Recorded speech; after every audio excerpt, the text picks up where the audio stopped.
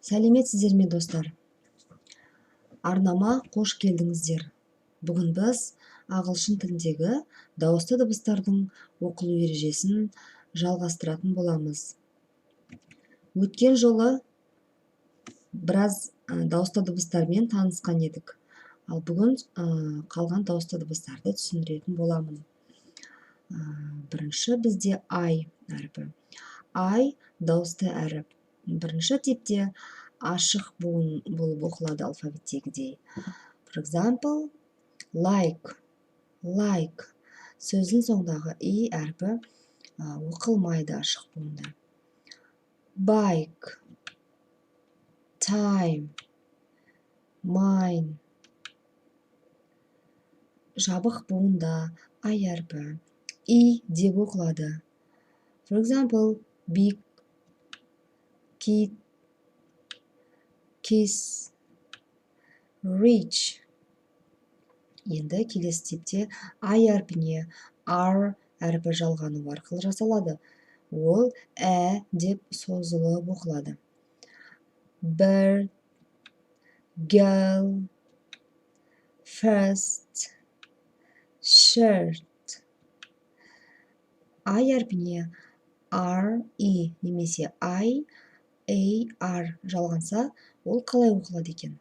Ол бізде I деп оқылады. For example, fire,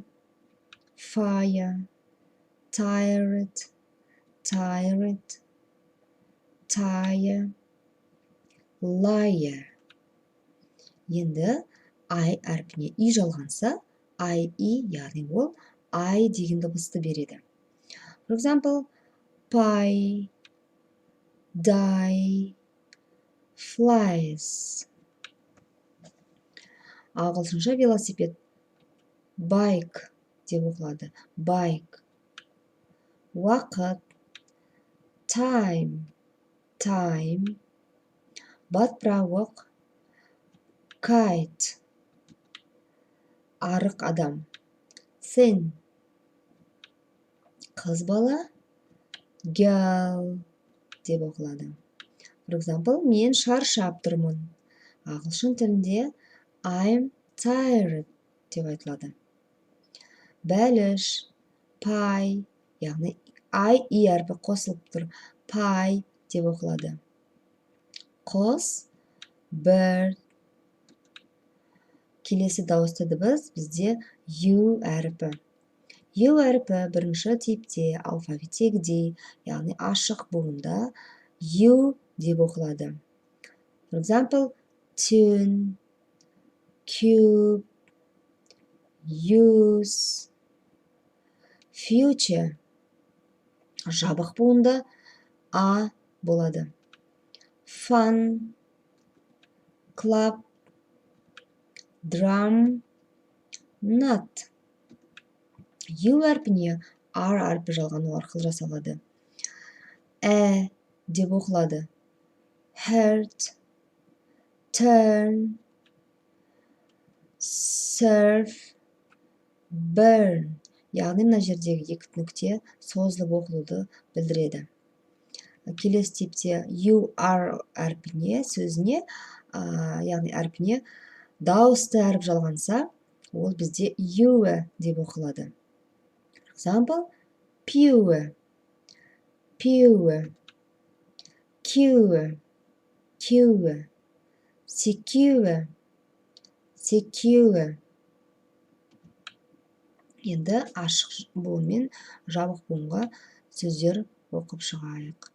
Tune, use, unit, unique, usually, useful.